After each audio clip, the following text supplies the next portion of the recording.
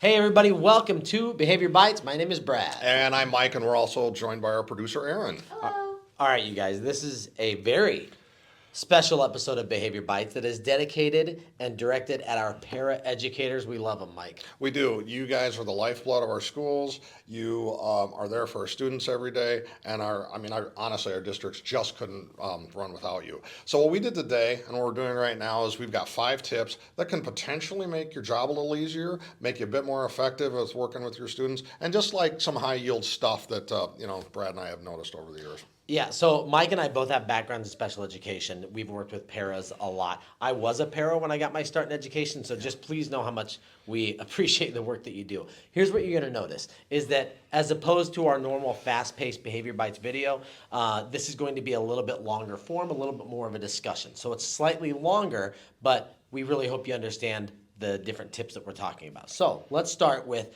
5 tips for working with your students. And I'm going to toss it to you first, Mike. Let's talk about visual timers. I love timers. I do too, and okay, here's the thing, is we all walk around with a timer in our pocket right now. Mm-hmm. And they're a visual timer, the ones that count down.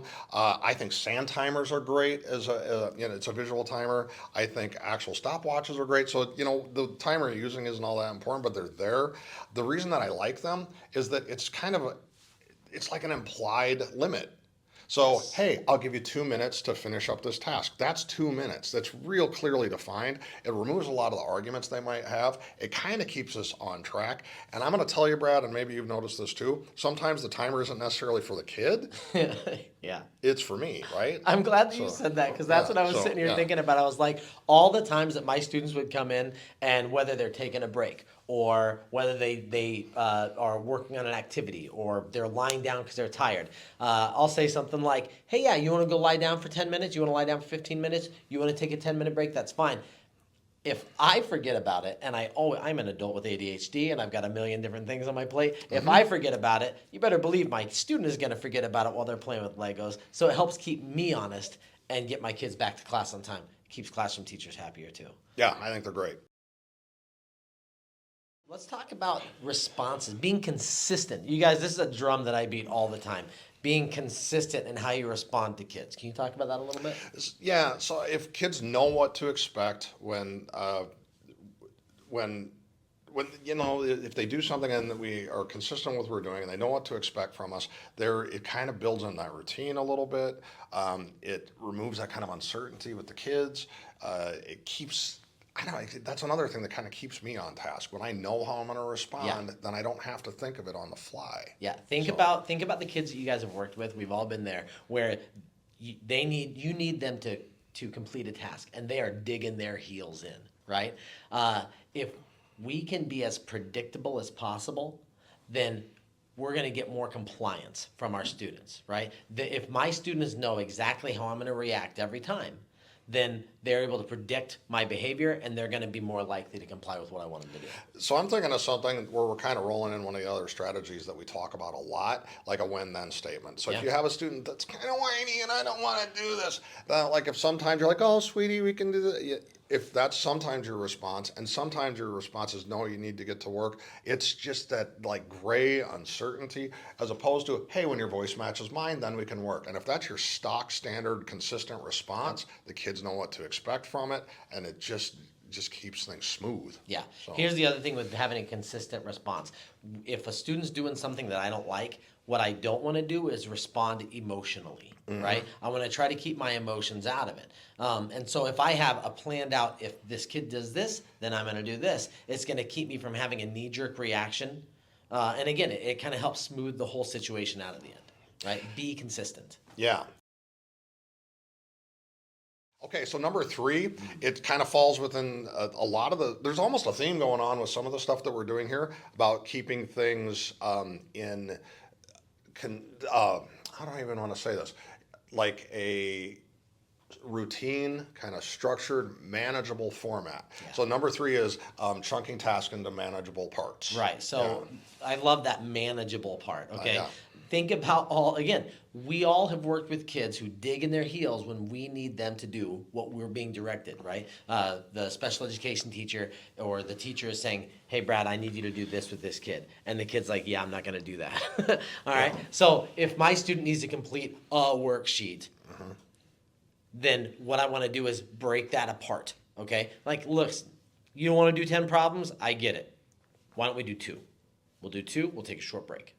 Hey, let's do 2 more. That wasn't so bad. Let's take a short break, right? You break it up into manageable chunks so where they don't get overwhelmed, overloaded, and just dig in their heels and forget and refuse to do it, right? Yeah, and one thing that I know is I'm going to use this worksheet as an example here. If I can make it visual and that they can see it, so on the worksheet, I will maybe circle the first 2 or 3, whatever that first chunk is, so they can see this is what we need to accomplish now, then break.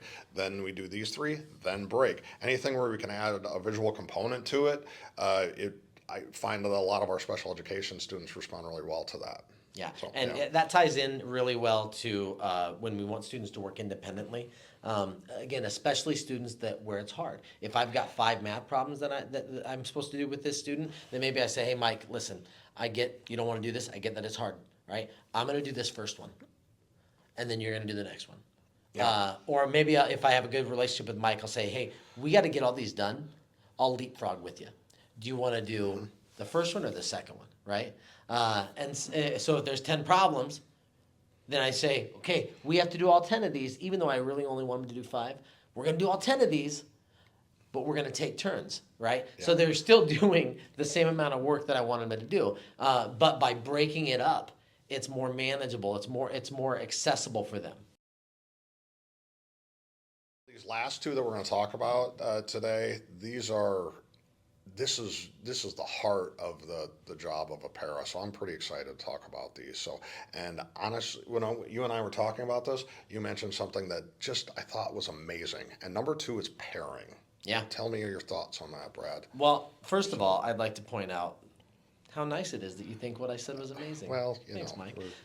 I am pretty amazing. So let's talk about pairing. So pairing is, simply put, building and maintaining rapport or a positive relationship with your student. That's what pairing is. But that just doesn't magically happen, right? And it doesn't magically happen by me saying, do this, now do this, now do this.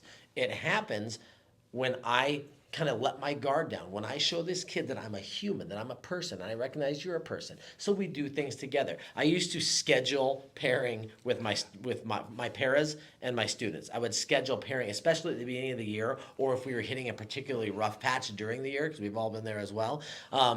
And it was funny because the first time I ever had a para do that, I said, hey, I want you to spend some time just doing some pairing with this student. And my para loved her to death, but she didn't know what that meant. So she gave her a reinforcer. It was one of my higher needs students. She gave her a ball and then just sat back like this.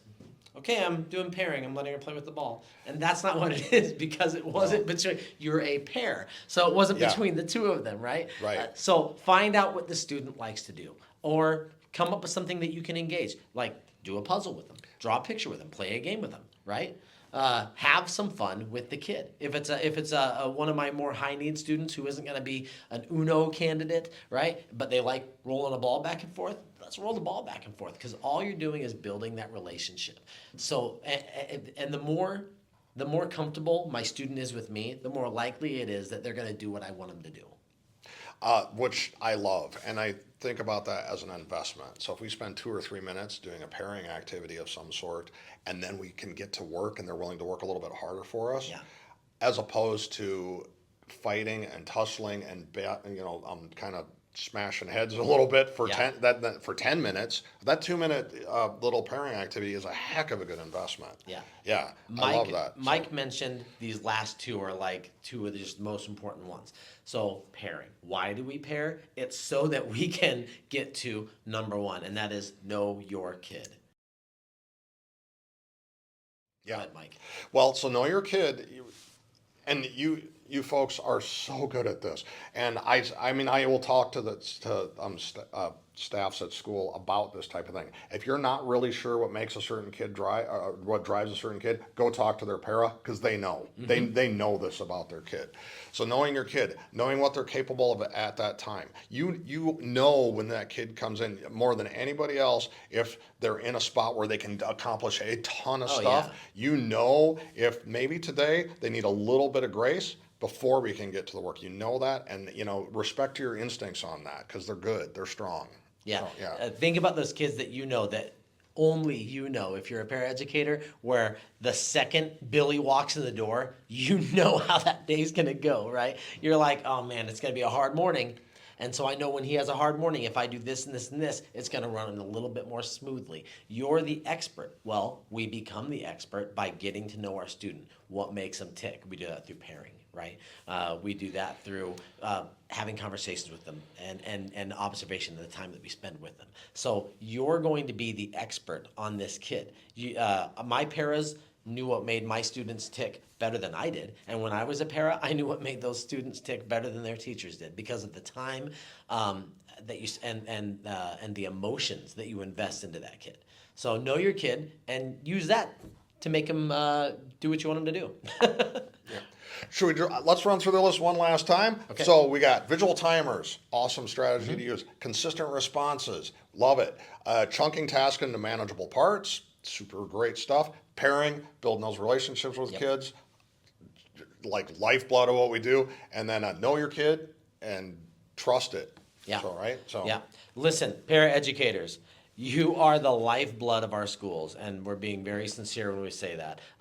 We could not do our jobs without you. So this was a little bit longer video for a Behavior Bites video, but we really wanted to make sure that you had some things that could help out. If you have any questions or any thoughts, complaints, gripes, anything like that, my goodness, please reach out to us. We'd love to help out. In the meantime, go forth, do good things.